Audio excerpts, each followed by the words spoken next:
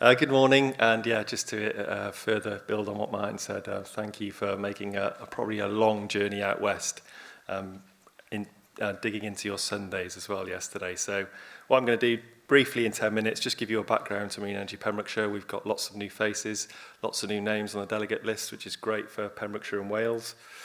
Just go through some of our progress to date.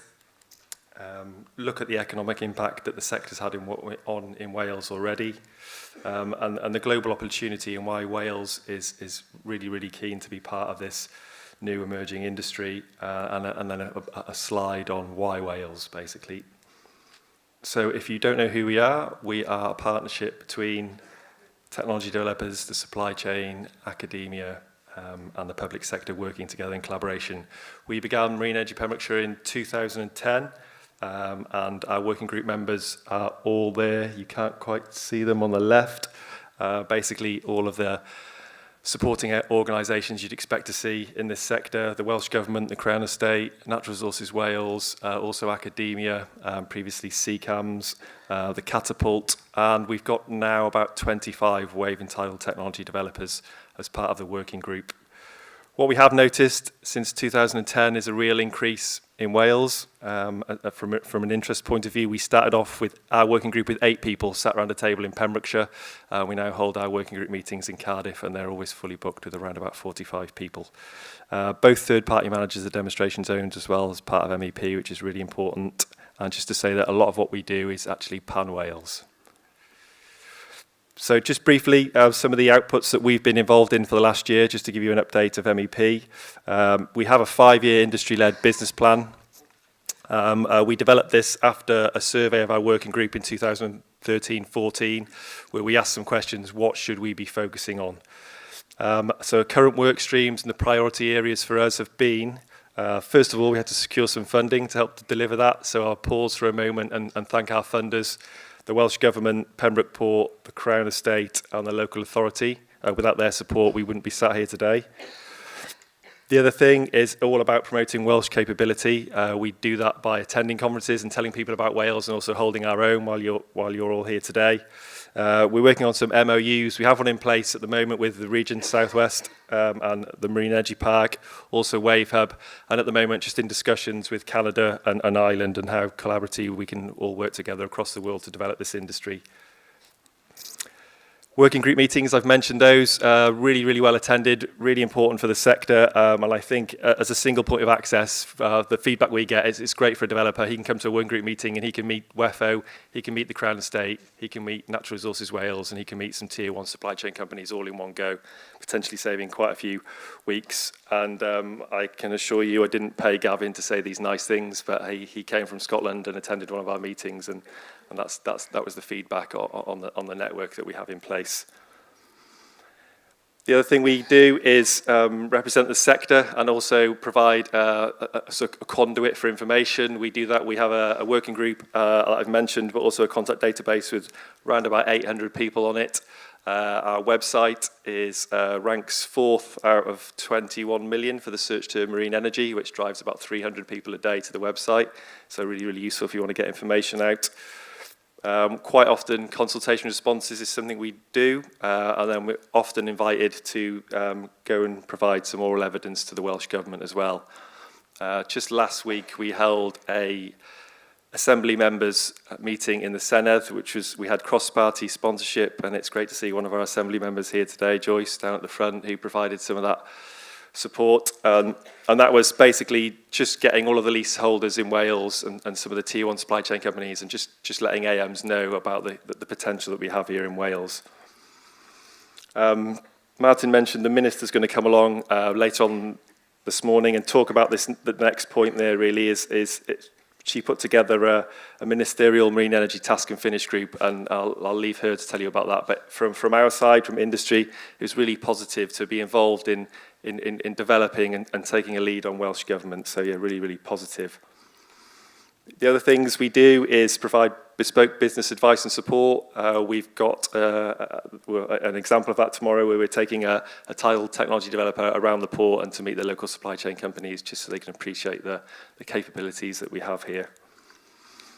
We also have a smaller consenting subgroup as well, where we have both third-party managers, some developers, Natural Resources Wales. It's really important, both the advisory and the marine licensing part of that, and also Welsh Government. And our recent meetings, we've been looking at the consenting approach to Welsh demonstration zones, looking at the Welsh National Marine Plan, and also looking at the Island Wales programme to see if actually as a group we can start to look and start to answer some of these questions around consenting. We did issue some consenting recommendations to ministers, NRW and DEC in 2015, and again this group helps to monitor how those things are moving forward.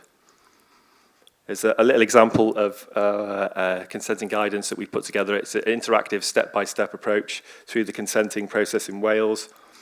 Just an example there of a screening opinion, what you'd expect to see in a screening opinion, some timescales, some previous submissions. So it just helps you. Another area is support port grid test and demonstration zones. So we, along with Wave Hub, are a collaborative partner in the development of the Wave demonstration zone. We're also talking with the port as well at the moment, and industry, and looking at potentially some areas within the haven where you can do some component testing, do some research, do some dip testing, and actually work with the local supply chain and practice deployment techniques and things like that before you are willing to go 16 kilometres offshore to the Wave demonstration zone. I've mentioned assisting Wave Hub on the progress. Their project manager actually come and sits with us in the office now, and yeah, it's really, really good, and I think it's a collaborative approach, and it minimises any duplication of effort. Some of the other areas we look at, facilitating research in Wales, building collaborative supply chains, and facilitate stakeholder engagement and community support as well. So we're out and about doing those things as well.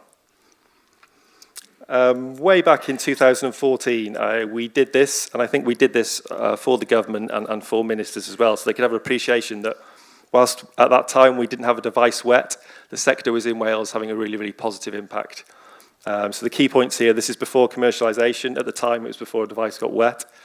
Marine energy companies had invested 34.5 million in Wales. When you consider academia, that price goes up to 45.4 million.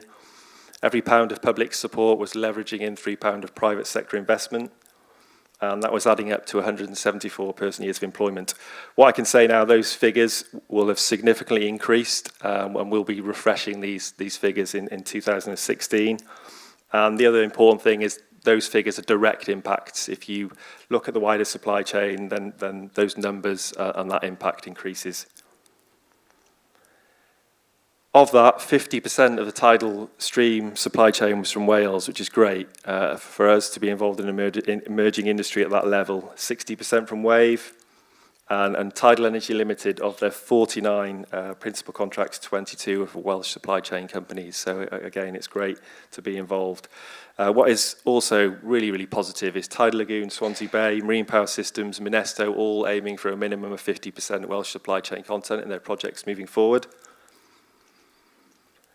So that's the benefit to date. Regeneris, the Welsh Government commissioned some research looking at what the future benefits could be. They looked at this over a number of scenarios. Scenario 1 was a 30 megawatt wave installation, a 30 megawatt tidal installation, and it was suggested that would bring 70 million of GVA, 2,000 person years of employment, and 50 FTEs throughout generation. Scenario 2, 300 megawatts, there was a suggestion that could be delivered in the next decade, 8,500 person years of employment, all the way up to a gigawatt. What does a gigawatt of wave and tidal stream look like in Wales? 840 million of GVA and 24,000 person years of employment. So yeah, really exciting for Wales. And also to build on that, Tidal Lagoon Power, Johan's here this afternoon to talk to you a little bit about that. But yeah, the huge impact that tidal lagoons can have on the economy in Wales. Have we got the resource to deliver it? The MRES suggests it could, and even at a medium yield between 3 and 5 gigawatts, when you add in tidal range, you're looking at potentially 10 gigawatts of energy in Wales. So why are we doing this?